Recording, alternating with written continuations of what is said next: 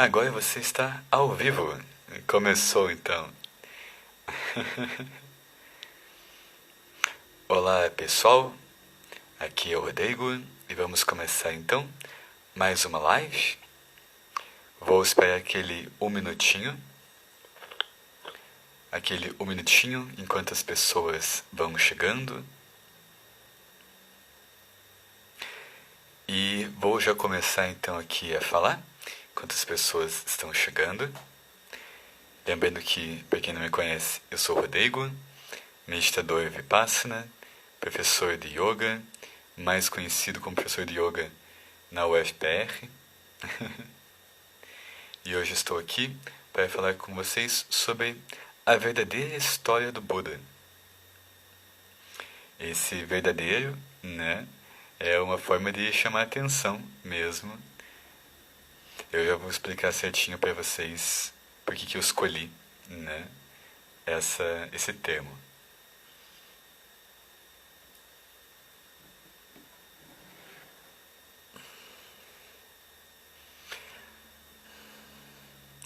Olá, Fer.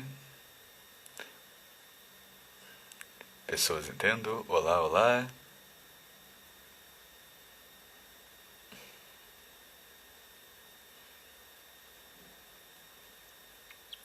Bom, basicamente então, vamos começar aqui a conversa e já já o pessoal vai chegando e eu entro no assunto principal. Então, eu anunciei essa fala como a verdadeira história do Buda e eu tenho uma aluna minha, uma amiga minha na verdade, que me perguntou hoje no WhatsApp, hoje pela manhã. Eu acordei, olhei o WhatsApp e lá estava a mensagem dela. Mas existem histórias falsas do Buda? E daí eu comentei para ela, né? Existem várias versões das histórias do Buda, assim como existem versões das histórias de Jesus, né? Então eu fiz esse paralelo para ela e ela entendeu, né? Se nós estudarmos a história de Jesus, por exemplo, ela vai ser uma história diferente para cada local, cada meio que nós estudamos. Então, se você estudar através da tradição católica, vai ser uma se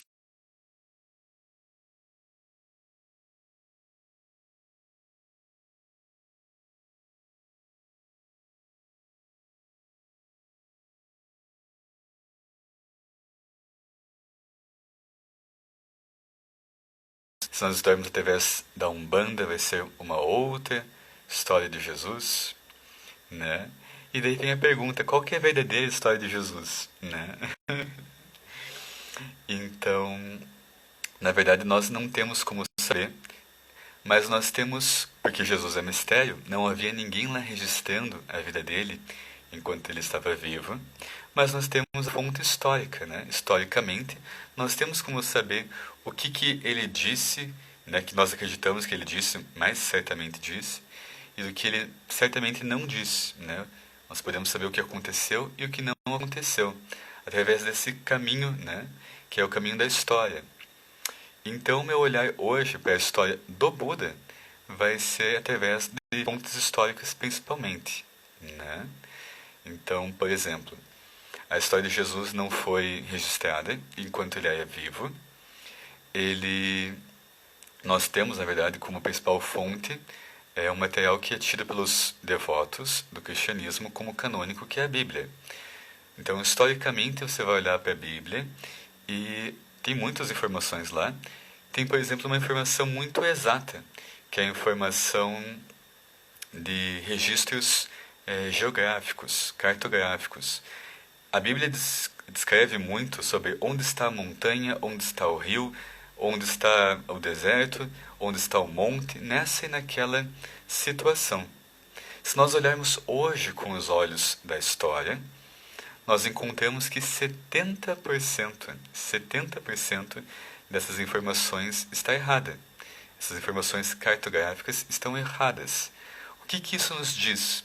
Que aquelas pessoas que escreveram aqueles textos, que hoje estão na Bíblia, elas não estavam lá no momento, né? Elas não estavam lá no momento em que elas descreviam aqueles acontecimentos, né?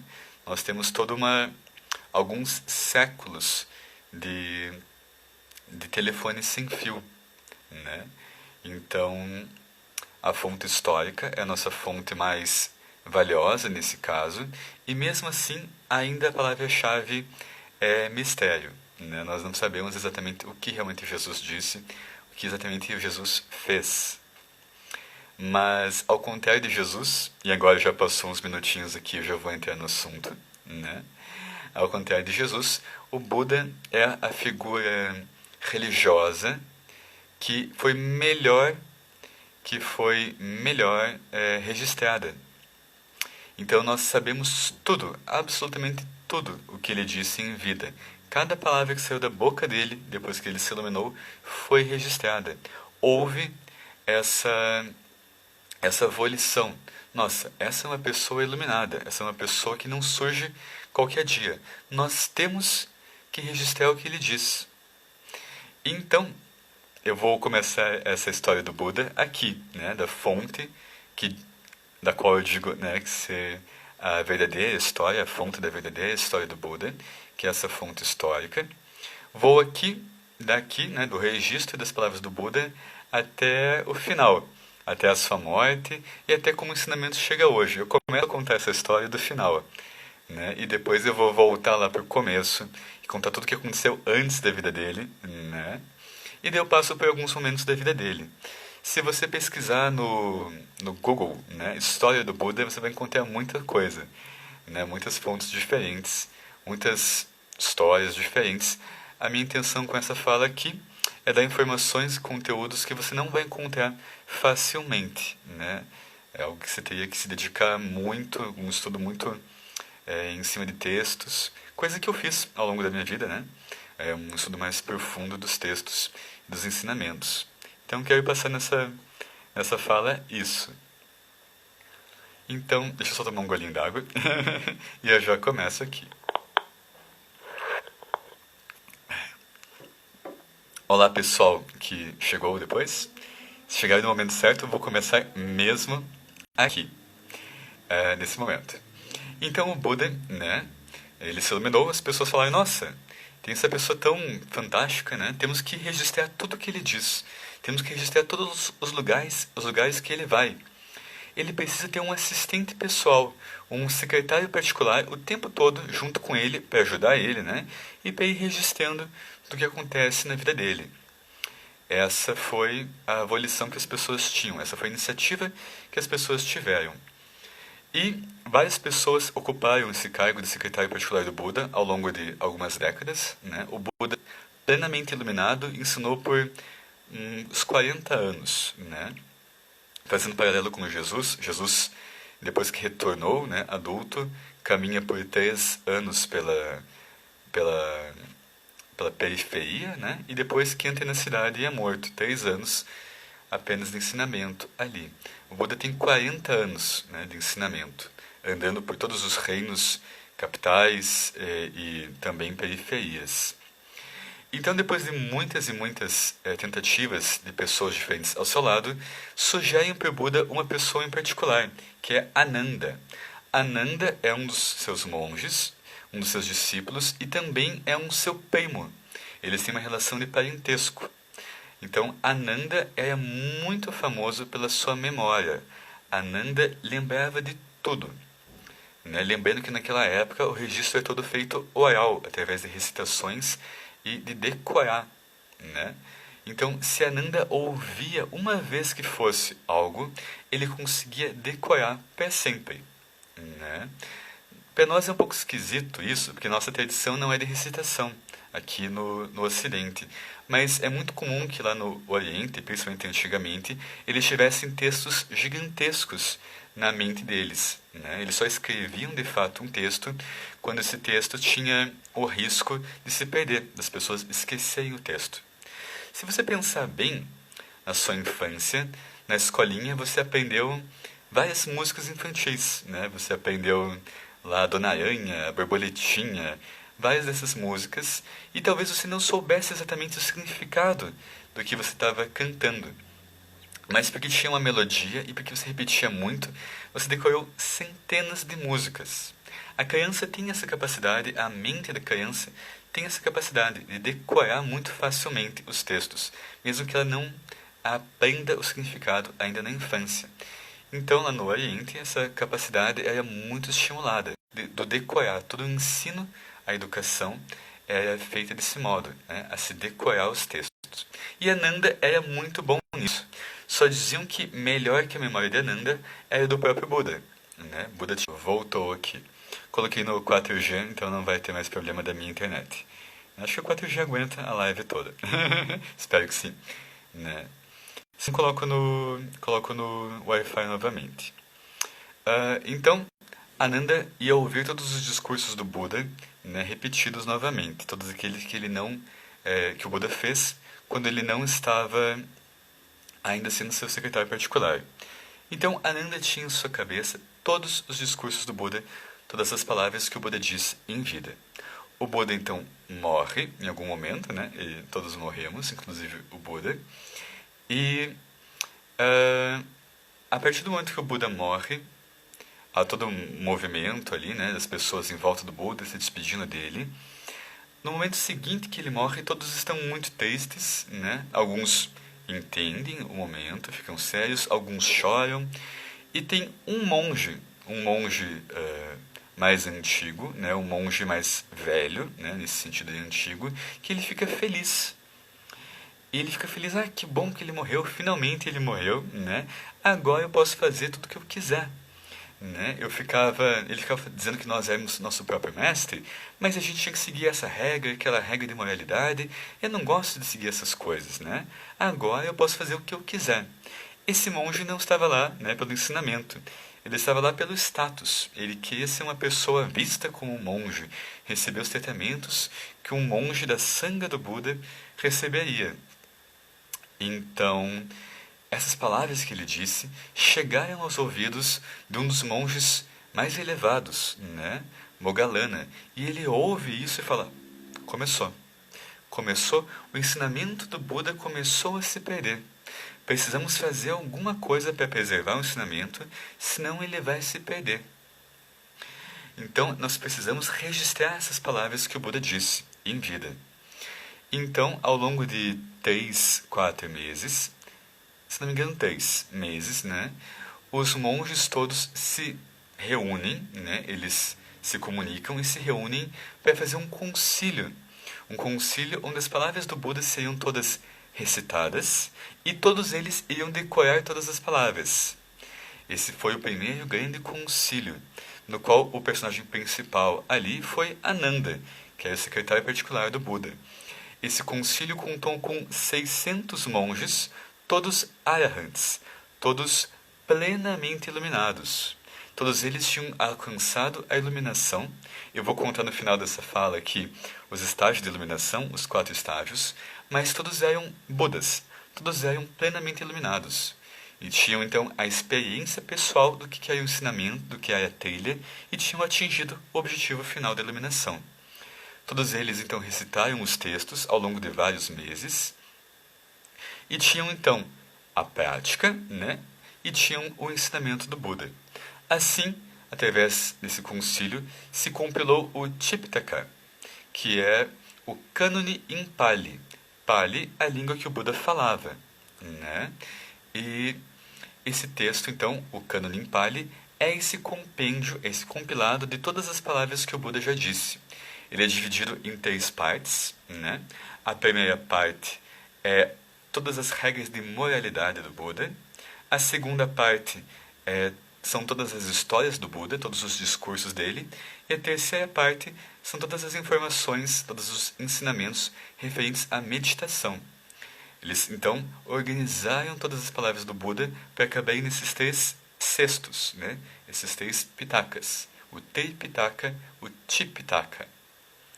E assim as palavras do Buda foram preservadas. Passaram-se alguns séculos, 5 séculos, 500 anos, e o Buda já não estava lá mais há um bom tempo. O ensinamento foi, né, sendo passado de um monge para outro monge, os textos foram sendo decorados de um monge para outro monge, e foram feitos alguns concílios, até que no 4º concílio, né, 500 anos depois, houve uma cisma. uma cisão entre a sanga, entre o grupo dos monges. Uma parcela maior dos monges, né, 60% dos monges mais jovens, eles tinham uma visão mais progressista.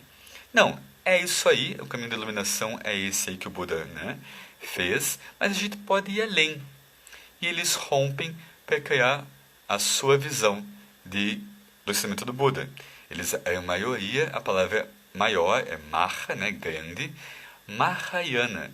Esse é o nome da corrente liderada por esses monges, né, que eram a maioria que tinha essa visão progressista do ensinamento do Buda.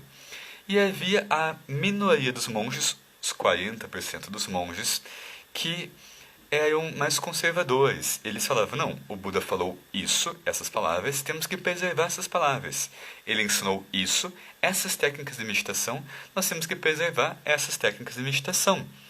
Vipassana, Anapana, Metabhavana, temos que preservar isso, senão isso vai se perder.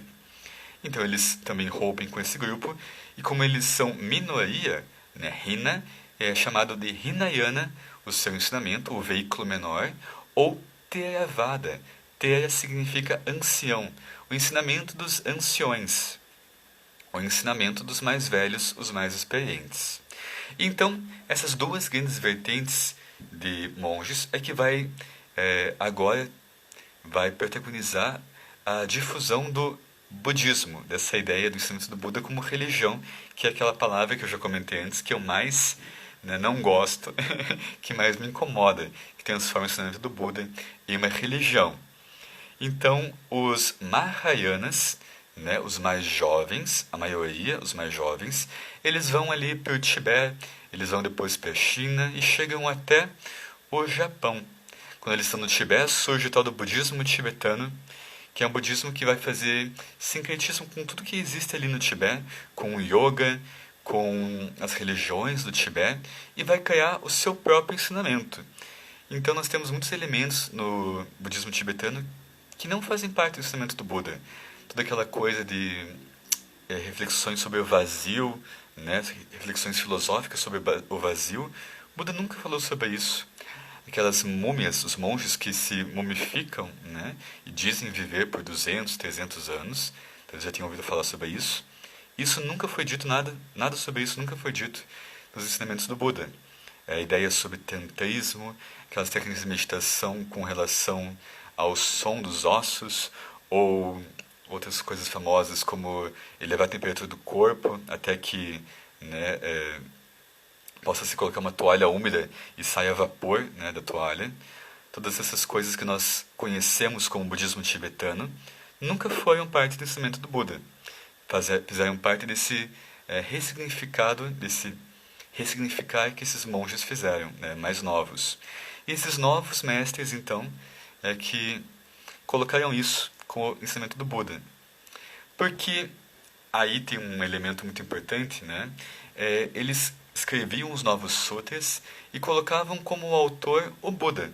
Se o entendimento deles, dos novos monges, fosse de que aquele ensinamento era condizente com o ensinamento do Buda, né, na visão deles, eles escreviam de forma que o Buda os tivesse dito.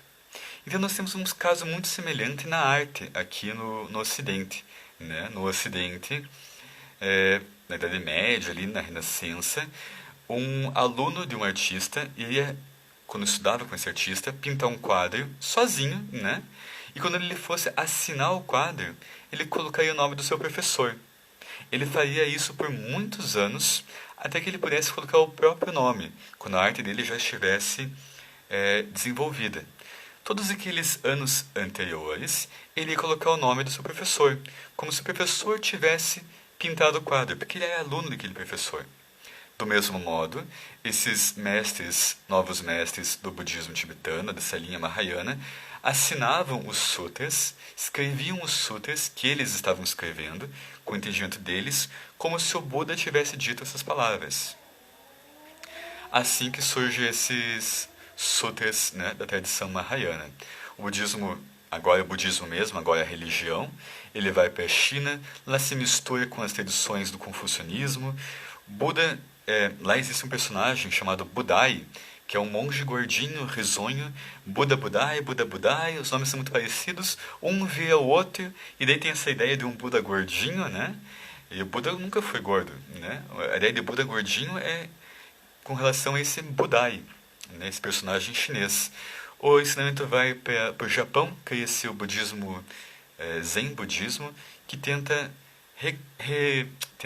resgatar, né, a ideia de se meditar para se chegar à iluminação, coisa que já é perdida na tradição ali do budismo tibetano. Você vê mestres falando para os seus alunos: o que você está fazendo meditando? Brincando de estátua, né?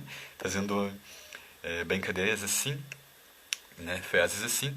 O budismo, então, Zen, tenta resgatar essa ideia de iluminação através da meditação, mas ali já faz muito tempo que o ensinamento se perdeu do Tipitaka, né? Do Tripitaka, do Canon Pali. Então eles não têm mais Vipassana, eles já não têm mais as técnicas, né, que também foram perdidas. Então eles acabam tentando imitar, né, as estátuas do Buda. Imitar através da arte como que o Buda meditaria. Então a ideia do Zen Budismo meditar com os olhos abertos é porque as primeiras estátuas do Buda representavam ele com o olho fechado, mas para você esculpir uma estátua, né, com o olho fechado você deixava o olhinho um pouquinho abertinho. É com base nisso, de observar essas estátuas, que o Zen Budismo começou no seu resgate, na sua criação, né, da sua religião, começou a meditar com o olho aberto, coisa que o Buda nunca ensinou. Então vocês veem como o ensinamento foi se perdendo, né, e foi se transformando em uma outra coisa. Na Índia mesmo, quando o budismo que permanece na Índia, né, o ensinamento do Buda que permanece na Índia, como eu contei na live passada, né, ele vai sendo corrompido pelo hinduísmo, ele vai transformando o Buda, que é um ser humano, um homem, em um Deus, uma das encarnações de Deus, o que vai contra o que o Buda diz. E a linha Theravada, os conservadores, esses sim, eles preservam os textos e as técnicas de meditação, tanto Vipassana como Anapana e Metabhavana, assim como o Buda havia né, ensinado. Então, essa é a linha, né, que nós encontramos as informações históricas mais precisas. Há muita pouca, embora exista, há muita pouca diferenciação entre as diferentes formas de se entender o Theravada. Né? Há muita pouca diferenciação. Na linha Mahayana você tem o budismo tibetano e o Zen budismo, coisas muito distintas. Há pouca distinção entre as formas de se entender o budismo Theravada. Ele também tem o seu processo histórico, né? Muitos se perdem em relação à meditação, porque há uma grande ênfase em decorar os textos, em preservar os textos. Eles agora sim foram registrados em papel, eles existem até hoje, estão talhados em pedras, em diversos monumentos, e também, né, em papel. Você pode, inclusive, encontrar esse texto na internet, o Canon Pali. O problema é interpretar ele mesmo, né? Mas não sei se se encontra em português, mas eu já achei em inglês e em Pali mesmo, né? Na romanização em inglês, em língua, né, em grafia romana. Basicamente essa é a ideia, né, de como que o budismo chega até nós e como o ensinamento do Buda ele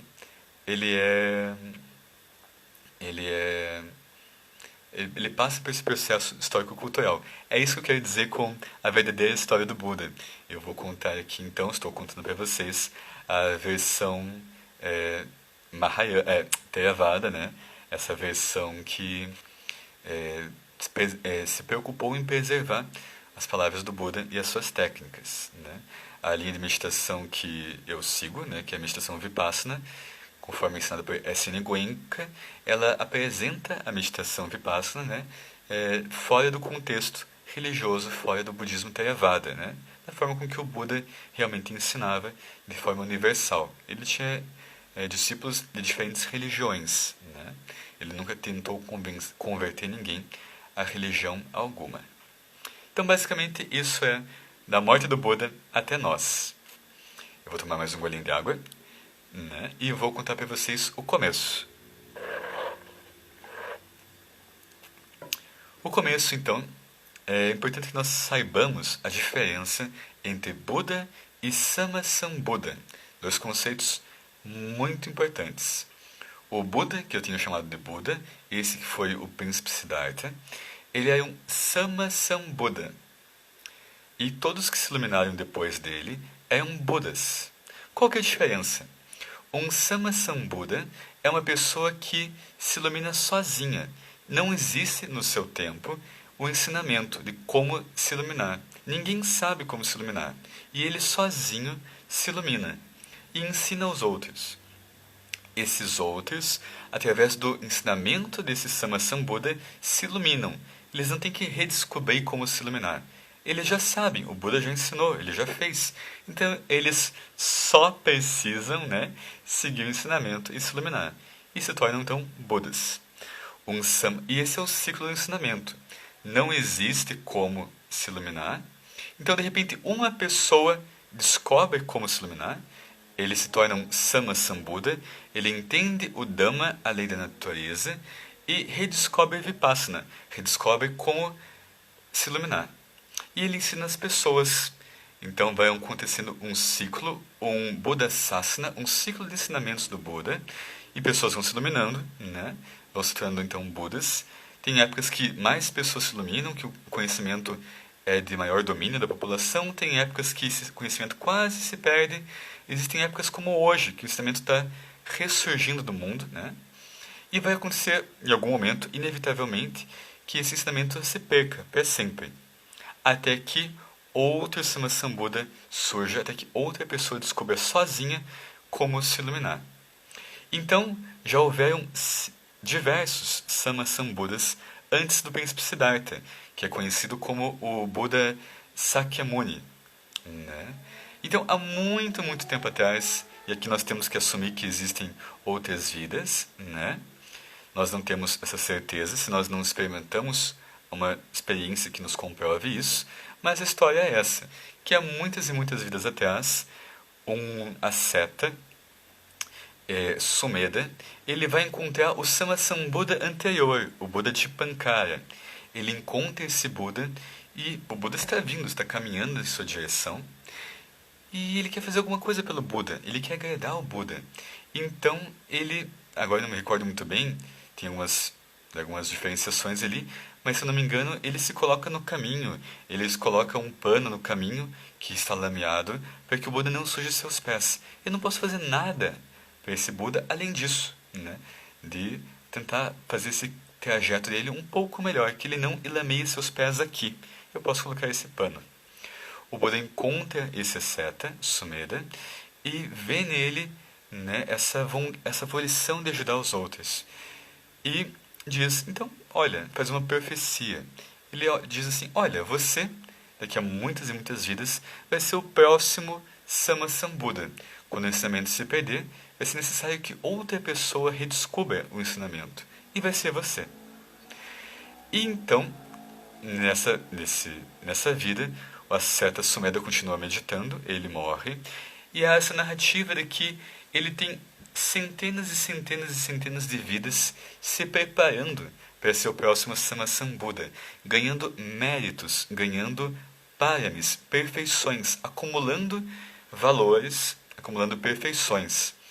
Ele precisaria de 10 itens, 10 valores, 10 paramis, numa totalidade de 10 paramis, em grande quantidade, para ele conseguir ser um Sama-sambuddha.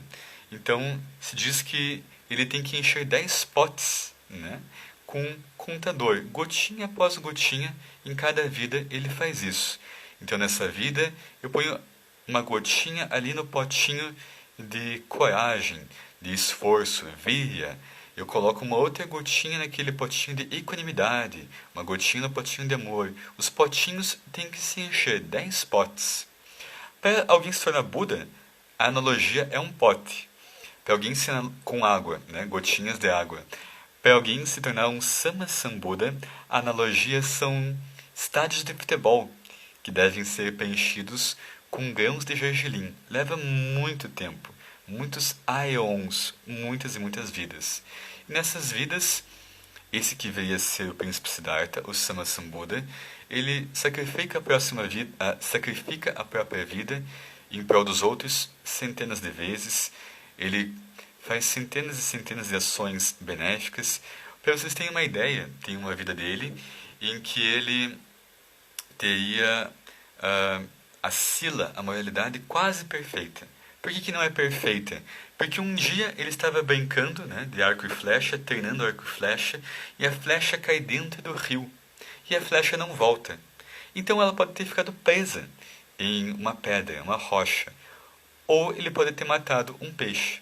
Porque ele matou um peixe, ele não diz... Ele pode ter matado um peixe, ele não diz que a sua moralidade é perfeita. Não, eu posso ter tirado uma vida de um animal. Então, que pessoa é essa? Uma pessoa muito especial. Ele teve que ser uma pessoa muito especial por centenas e centenas de vidas, até que ele nasceu como príncipe Siddhartha, como um ser humano, como eu, você, mas que já tinha no seu estoque uma grande moralidade. É uma pessoa muito especial. Nasceu um ser humano, como eu e você, mas uma pessoa muito especial. Ele nasce embaixo de uma árvore da sua mãe. A sua mãe teve um sonho, né, meses antes de seu nascimento, na sua gestação, ela teve um sonho. Essa gestação vai ser uma gestação muito especial. Cuide muito bem dessa criança que está por vir. Isso é algo comum em figuras religiosas, né? Jesus também teve a sua vida anunciada. Krishna também teve sua vida anunciada. É muito comum quando uma pessoa muito especial vai nascer que em um sonho a sua mãe saiba que essa gestação é muito especial para que ela cuide muito bem dessa gestação. Então ele nasce e ele é uma pessoa muito bondosa, esse príncipe Siddhartha. Nesse momento ninguém sabe como se iluminar. No mundo todo, em nenhum dos mundos que pode existir, ninguém sabe como se iluminar. Então ele vai lá e vive a sua vida como um príncipe, com todos os luxos do palácio e muita moralidade, uma pessoa muito bondosa. Acontece, né, que ele se casa, tem a sua vida então em família. Aqui eu estou falando vários pequenos detalhezinhos que vocês podem achar muito facilmente em outros lugares, né? De como é a sua vida no palácio, suas viagens para fora do palácio. O que é importante aqui nessa fala, já que ela é curta, né, é passar informações que vocês não acham tão facilmente por aí. Então, ele teve uma vida de muita sila, de muita moralidade, de muito anseio pela espiritualidade, mas ele é casado, teve filhos, e ele começou então a viver essa vida de leigo, na qual ele não podia se dedicar tanto à espiritualidade e à sua busca. Ele tinha esse chamado muito forte dentro dele. E a sua esposa, né, sabia disso, e compreendia isso, e até que um dia ele então decide fugir. Ele decide abandonar a família, e a esposa e o filho, e no meio da noite ele foge para então ir na sua busca por espiritualidade. Ele então faz isso, e ele vai viajar como um asceta, né, renegando a materialidade por 6 anos para se desenvolver espiritualmente e para descobrir então a forma de se iluminar, de se sair do sofrimento. A sua esposa, no momento seguinte em que ele foge, ela não fica triste, ela compreende. Ela sabia que aquilo era muito importante para ele, ela não fica brava com ele. E durante todos esses 6 anos, ela sempre conta histórias para o seu filho, histórias do seu pai, elogiando muito ele, falando como ele é um grande homem, né? Isso é um detalhe que muitas vezes a gente não sabe disso, não tem acesso, né? E nesses seus 6 anos, o Buda tem esse processo de deixar de lado todas as filosofias, crenças religiosas que existiam. Sem as condenar, eles a coloca de lado, porque ele quer experimentar a verdade como ela é. Ele começa então a estudar muito sobre espiritualidade e meditação, prova todas as técnicas e formas de meditação que existiam naquela época, praticamente todas. Ele então atinge um grau muito alto de samadhi, né? Samadhi, lembramos então do nosso encontro passado, a live passada, samadhi, concentração da mente. Ele tinha uma mente já muito forte, ele tinha muita sila, a base do caminho, Depois ele teve, nesses 6 anos, muito samadhi, desenvolveu uma concentração muito elevada. Para aqueles que não viram a live passada, ela está no meu canal do YouTube. Você pode conferir lá, né? Yoga com Rodrigo Bora. E pode conferir lá na live todas as informações de como se iluminar, né? Como é o caminho óctuplo em sua divisão de Sila, Samadhi e Panya. Eu deixei lá, né, no meu canal do YouTube.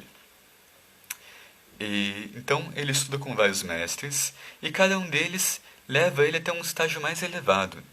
Até que chega ao ponto em que o mestre mais elevado que ele tem contato, ele chega no mesmo grau desse mestre e ele pergunta, olha, tá, eu estou num grau muito elevado aqui, mas, sendo muito honesto, observando a minha mente, eu ainda não sou plenamente iluminado. Eu ainda tenho sofrimento na minha vida, né? Você sabe como eu chegar em um estágio além desse, em que nós nos encontramos nesse momento? E esse mestre diz que não sabe. Ah, então tá bom. Então eu vou tentar descobrir sozinho uma forma de conseguir um estágio de concentração, de elevação, né, da minha mente, de maior que esse. E ele começa então no seu período de ascetismo hardcore, né? Ele começa então, ele acha que esse é o caminho, essa é a ideia vigente naquela época, né, da meditação através do ascetismo, e ele se empenha muito nisso, ao ponto que ele quase morre. Ele quase morre porque ele só meditava, mal comia, mal tomava água, e um pouquinho antes de morrer, ele para, ele abandona esse treinamento e ele fala, não é isso. Só com a concentração da minha mente eu não vou chegar lá. Não vou chegar até o objetivo final. Existem vulcões, né, enraizados aqui na minha mente, vulcões de negatividade que eu não estou nem chegando perto de eliminar. Esse não é o caminho. Então ele passou pelo processo de Sila, de Samadhi, e depois de abandonar esse treino de Samadhi tão intensivo, ele passa algumas semanas ali na floresta. Uma noite ele se senta embaixo de uma árvore, uma noite de lua cheia, e ali ele redescobre Vipassana. Ali ele faz o estudo das sensações naturais. Ali ele descobre Panya, a purificação da mente e a relação de sensação, né, com o conteúdo mental, a relação entre mente e matéria e as sensações no corpo, que eu expliquei mais atentamente, né, na nossa live passada, sexta passada, que está lá no YouTube para quem quiser assistir. E ali então ele redescobre a Vipassana, vê as coisas como elas realmente são, e ali ele se ilumina. Ele faz Sila para Samadhi, Samadhi para Panya, e ele se ilumina. Esse é o caminho da iluminação que ele fez. Essa é a sua história de vida. Eu já vou falar dos estágios de iluminação, que eu prometi que ia falar hoje, mas só vou contar alguns detalhezinhos da história dele, né? Já que eu já falei do final, já falei da morte dele, né? Como o ensinamento foi passado, de geração em geração, e como se perdeu, como foi preservado. Detalhezinhos interessantes que vocês não acham por aí tão facilmente. Depois de se iluminar, ele começa a ensinar as pessoas. Ele podia só ir para uma caverna, ficar lá experimentando o Nibbana, o Nirvana, a iluminação, tranquilamente. Falei, legal, consegui atingir a iluminação. Já estou livre do sofrimento e é isso. Não, ele se preocupa em ensinar as pessoas, para que as pessoas também saiam do seu sofrimento. E ele então vai atrás dos seus alunos, né, que acompanharam ele nesse momento final de vida, mais elevados, que estavam mais perto de chegar na iluminação, ensina eles. Ele vai e os alunos também vão atrás de outras pessoas e vão ensinando essas pessoas como se iluminar, vão ensinando para elas o Puro Dhamma, o Vipassana. E o Buda eventualmente volta para casa. Ele volta para sua família. Ele volta para sua esposa, para o seu filho. Isso às vezes as pessoas não comentam. Ele abandonou a família, mas ele voltou. E quando ele volta, ele está voltando com os seus alunos. A sua esposa fala para o seu filho, olha, lá, né, Rahula, que é o filho, né, o nome do filho, lá está vindo seu pai. Seu pai é um leão entre os homens. Essa é a forma com que ela tratava o Buda, que ela falava para Rahula sobre o seu pai, um leão entre os homens, né, mostrando que não havia nenhum tipo de descontentamento de ele ter feito esse abandono, essa jornada. Não é uma jornada egoísta, é uma jornada para descobrir, né, algo, esse grande segredo de como que a mente funciona, como que a natureza funciona, essa relação da mente com a matéria, Vipassana. Ela sabia que só ele podia fazer isso e que era muito importante para toda a humanidade que ele fosse nessa jornada. Então agora que ele volta, ela fica muito feliz. Ele ensina para sua esposa, para sua antiga esposa, né, como se iluminar, e ela se ilumina. Ele ensina para seu filho como se iluminar, e ele é criança, né, mas nos próximos anos ele também se ilumina. E que pai que é esse que ensina para o filho, né, como sair de todo o sofrimento da vida? Que marido que é esse, que ex-marido que é esse, que ensina para a esposa como sair de todos os sofrimentos da vida? É um excelente marido, um excelente pai, né? E às vezes as pessoas fazem crítica ao Buda por conta disso, né, dele ter abandonado a família. Mas foi uma boa causa, uma causa muito nobre. E depois, o seu filho e a sua esposa também se juntam posteriormente à ordem monástica, né? Ele vira um monge também. No processo histórico, vai existir uma ordem só dos homens, que o Buda vai liderar, e vai existir uma ordem só das mulheres, que a sua antiga esposa, Yashodhara, vai liderar. Então, Yashodhara, sua antiga esposa, é o equivalente a ele, só que para as mulheres, a pessoa mais desenvolvida, né? Só que para as mulheres. É importante que tivesse as duas ordens, né? Uma de homens e outra de mulheres, para que o contato dos homens e das mulheres não atrapalhasse a meditação séria, muito séria, que eles precisavam ter no seu dia a dia. Né? Vocês me entendem, né? Que homens e mulheres juntos ali podem se distrair, podem pensar em outras coisas além da meditação, do desenvolvimento espiritual. Por isso que é importante ter duas ordens monásticas, uma masculina e uma feminina.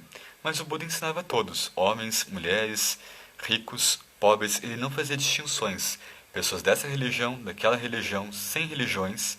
As pessoas chegavam até o Buda e o Buda falava: tudo bem, eu não estou aqui para ser contra a sua religião, não estou aqui para falar contra o ensinamento dos seus mestres, dos seus gurus, mas faça isso aqui, né? Faça isso aqui. Faça essa técnica, faça isso que eu estou te ensinando aqui. Eu estou te ensinando moralidade, concentração da mente, purificação da mente. Nada disso vai contra seus ensinamentos, tenho total certeza disso. Faça isso, experimente e veja onde isso vai te levar. Depois você volta aqui. Se não te levar a lugar nenhum, não volte. E as pessoas iam, praticavam, meditavam, tinham os benefícios e voltavam. E assim o Buda tinha um ensinamento, né? Ensinava a todos, tinha um ensinamento universal, que não fazia distinções entre as pessoas. Eu vou tomar mais um golinho de água e vou contar para vocês então como que é a iluminação e quais são esses 4 estágios de iluminação. Mais um golinho de água.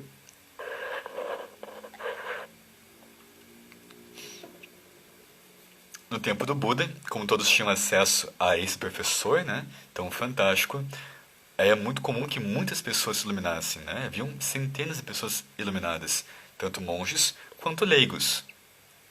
Depois do Buda, ao longo do que o ensinamento foi passando, né, de geração em geração, a quantidade de iluminados foi cada vez menor. Hoje em dia, nós temos pessoas ainda que são iluminadas, que têm algum nível de iluminação, né, mas não em quantidade como antigamente. Níveis de iluminação, como assim? Existem 4 níveis de iluminação. Eles têm nomes bonitinhos e talvez um pouquinho confusos. São eles, deixa eu lembrar certinho, Sotapanna, o nível mais baixo de iluminação, Sakadagami, Anagami e Arahant. Esses são os 4 níveis de iluminação. Nesses 4 estágios, em todos eles, é possível se experimentar o Nibbana, ou Nirvana, né? A iluminação. O que é isso? O que é o Nirvana? O que é o Nibbana? É esse estágio que o Buda atingiu de mente inteiramente purificada, de mente livre de todos os sofrimentos. Quando ele estava lá meditando, na noite de lua cheia, embaixo da árvore, quando ele redescobriu o Vipassana, ele começou a purificar sua mente muito intensamente. Uma das faculdades da mente pura é a lembrança das vidas passadas. Não é necessário que a gente acredite em vida passada. É necessário apenas que nós purifiquemos a nossa mente. E se realmente existe isso, vidas passadas, né, outras vidas, reencarnação, nós vamos ganhar essa capacidade mental de lembrar delas. Faz parte do processo de purificação séria da mente. Então ele começou a lembrar de todas as suas vidas passadas, centenas de vidas, incontáveis vidas passadas. E ele viu que lá atrás alguém falou para ele sobre o criador da casa. Que casa que é essa? Você nasce e tem uma casa para você. Você vive nessa casa, morre, nasce de novo, tem uma outra casa que você vai habitar. Vida após vida. Quem é o criador da casa? Quem cria essa casa? Eu quero encontrar o criador da casa. Eu quero purificar minha mente para que ele seja visível para mim. As primeiras palavras do Buda, após se iluminar, em Pali, são palavras muito belas. Ele canta, eu não sei de qual é o cântico aqui, mas eu posso colocar nos comentários, posso colocar, na verdade, na descrição do vídeo do YouTube, né? E posso fazer alguns stories aqui depois com esse conteúdo. E ele canta e ele diz que ao longo de incontáveis vidas buscou o criador da casa. Mas agora que ele tem a mente pura, né? Inteiramente pura, agora o criador da casa é visível. E não pode criar para ele outra casa. O criador da casa cria essas casas com materiais. Esses materiais são os conteúdos, né? Os sanskaras. Não quero entrar em outro conteúdo, né? Outra palavra vem aqui, né? Mas os conteúdos mentais. Ele cria isso com as nossas impurezas, né? Mentais, nossos condicionamentos mentais. Ele agora é liberto, livre de todos os condicionamentos mentais, todos os sofrimentos. Então ele não pode ter mais uma nova casa criada para ele. Ele atingiu a meta da existência. Isso é iluminação. E ele experimenta esse estado pleno de felicidade, que é o Nibbana. E ele descreve o Nibbana assim. Ele não descreve, na verdade, o Nibbana em si, mas como que é experimentar isso. Ele descreve que é assim, que a língua deixa de funcionar, de que os olhos deixam de funcionar, o nariz deixa de funcionar e a mente deixa de funcionar. E essa experiência, então, ela é transcendente. Ele vai para lá, seja lá o que lá for, e experimenta essa experiência infinita, né? Atemporal. E ele não experimenta com os órgãos do sentido, nem com o intelecto. Então, quando ele volta lá do infinito, ele não consegue explicar o que ele experimentou, porque ele não consegue explicar, né, em palavras, porque ele não experimentou isso com o intelecto e não experimentou isso com os órgãos do sentido. É além. Então, é uma coisa que não pode ser explicada ou filosofada, apenas experimentada, né? Então, isso é o Nibbana.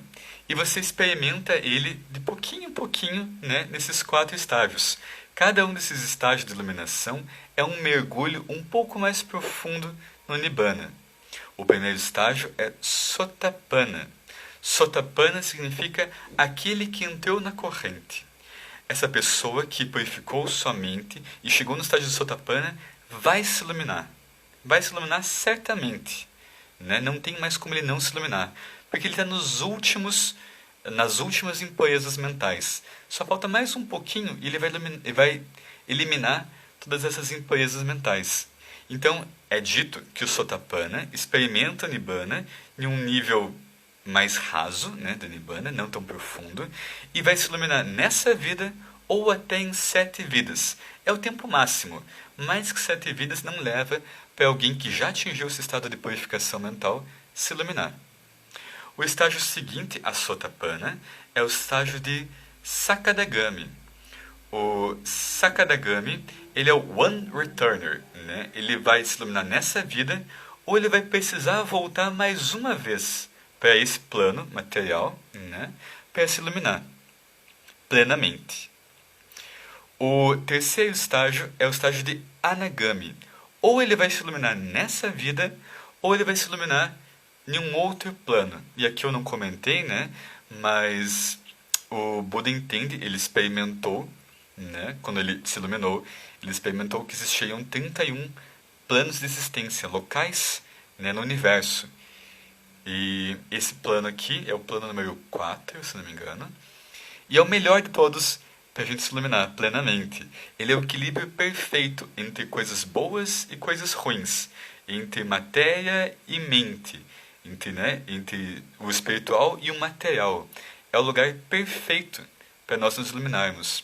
Em níveis mais avançados, onde não existe doença, onde as pessoas têm vidas gigantescas, longuíssimas, séculos de vidas, como devas, nossa tradução ocidental seria espíritos, as pessoas estão lá muito felizes, elas estão curtindo lá esse pós-vida e não tem grande interesse em se iluminar, né? E mais abaixo de nós, é muito mais denso os planos e as pessoas não conseguem meditar, né? Elas são muito perturbadas. Esse aqui seria o plano perfeito. Então o Sakadagami, o Anagami, que é o terceiro estágio, ou se ilumina aqui, nesse plano nosso, ou ele vai para um outro plano, mas como falta muita pouca contaminação, né, muita pouca impureza para ele se iluminar, ele consegue num outro plano antes de voltar para cá. E o último estágio é Arahant, que é o quarto estágio, que é o equivalente a um Buda. Né? Não um Sama-Sambuddha, mas um Buda, uma pessoa plenamente iluminada. Então, esse é o Arahant, é a pessoa que se iluminou, atingiu o objetivo da vida. E Arahant significa, em Pali, aquele que matou os seus inimigos. Não existem inimigos externos, apenas inimigos internos. O Arahant eliminou todos os inimigos internos. Ele é plenamente iluminado. Então ele experimenta o Nibbana, a paz no Nibbana, a todo momento, e ele não vai mais retornar. Ele atingiu o objetivo da existência. Isso é iluminação, né? Então essa foi a história do Buda, com detalhes específicos que vocês não encontram tão facilmente por aí, né? A forma com que o Buda teve sua vida registrada. Então, um pequeno resumão aqui de tudo que nós vimos hoje nessa live. Nós vimos que então que o Buda foi a figura histórica religiosa com a vida mais bem registrada, sabemos tudo o que ele disse, vimos a disseminação do seu ensinamento, esse ensinamento virando uma religião, né? Que eu detesto, né? Que ele se perde e vira uma religião, né?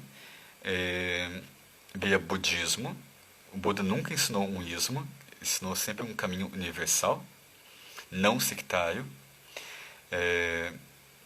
Vimos também o comecinho, a diferença entre um Buda e um Sama-Sambuddha, uma pessoa que se ilumina sozinha, e uma pessoa, um Buda, né, um Arahant, que se ilumina através da iluminação de um Sama-Sambuddha. Ele faz aquilo que o Buda já fez antes dele. Vimos também o começo da história do Buda, de Sila, Samadhi e Panya, como cada um desses elementos, essas partes do ensinamento surgiu na sua vida, né, progressivamente. Vimos um pouquinho da vida dele depois que ele volta para casa, ensina a sua família a se iluminar, e depois de ensinar a família ele vai e ensina para todo mundo, né? Ricos, pobres, e todos eles iam se iluminando. Assassinos se iluminavam, prostitutas se iluminavam, tem histórias maravilhosas, assim. Todos podem se iluminar, desde que trabalhem para isso, né? É um ensinamento universal. E vimos agora, nesse finalzinho, os 4 estágios de iluminação: Sotapanna, Sakadagami, Anagami e Arahant. Então, eu falei bem rapidinho aqui, por 55 minutos.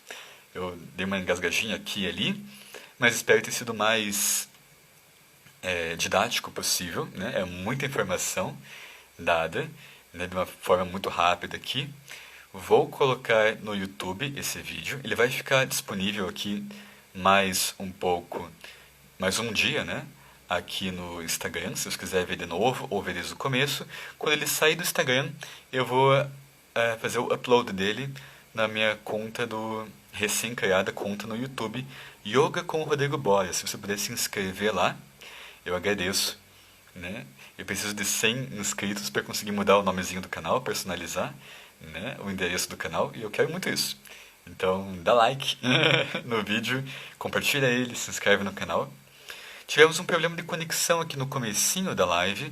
Eu não sei se eu perco aquilo que eu falei antes dessa pausa na transmissão ou não, né? Quando eu for colocar esse vídeo de novo aqui quando eu salvar esse vídeo aqui no Instagram, né? Se eu perder essa informação, eu vou colocar o conteúdo dela nos stories e na descrição do vídeo do YouTube, certo? Então é um material de estudos, né? Sexta-feira à noite vocês podiam estar fazendo muitas coisas, existem muitas outras lives acontecendo, né? Existem muitas outras coisas a se fazer, mas todos vocês estavam aqui querendo saber a história do Buda e, né, saber sobre esses conhecimentos elevados. Eu sou muito grato a cada um de vocês por isso, né, por me proporcionar a possibilidade de passar esse conhecimento para frente, né? Eu sou nerd, eu fico lá lendo e estudando, né, sobre essas coisas e não tem com quem comentar. Você não pode chegar na pessoa e falar: ei, e aí? Você já sabia que tem 4 níveis de iluminação? Deixa eu te contar aqui, né? Não é uma cantada que funcione, não é o melhor assunto nos momentos diversos da vida. Então agradeço muito que vocês estão aqui, que vocês existem, né, na minha vida, que eu posso ter vocês para compartilhar isso. E vocês podem sempre perguntar para mim sobre esses assuntos, eu estou sempre aberto para conversar sobre eles. Eu sou só um aluno, né? Sou só um aluno de Vipassana, sou só um aluno de yoga, né? Sou um professor de yoga, mas um bom professor é um bom aluno, né? Então, eu sou só um aluno, estou bem longe de ser um iluminado, mas estamos tentando bastante aqui, né? Meditando todos os dias, tentando manter a melhor moralidade possível, né? Sempre aumentando a moralidade, isso é importante. Cada dia ser uma pessoa um pouquinho melhor, certo? Então, é isso. Muito obrigado a todos. E semana que vem, também na sexta-feira, faço uma outra live. Eu tenho alguns conteúdos que eu pensei em fazer lives. Acho que a parte de Buda, a história do Buda, ensinamento do Buda, basicamente acabou. Né? Se vocês tiverem dúvidas, né? Não surgiu dúvidas aqui nos comentários, aqui da live, estou acompanhando. Me mandem as dúvidas nos stories, que eu gravo um story e te respondo, né, essa sua dúvida. E daí todo mundo fica sabendo também pela resposta, né, a resolução dessa dúvida, né. É isso então. Muito obrigado a todos. Tenho um minutinho com o meu celular, no meu reloginho aqui. Muito obrigado a todos.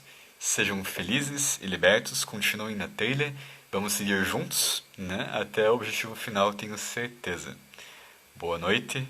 Tchau, tchau.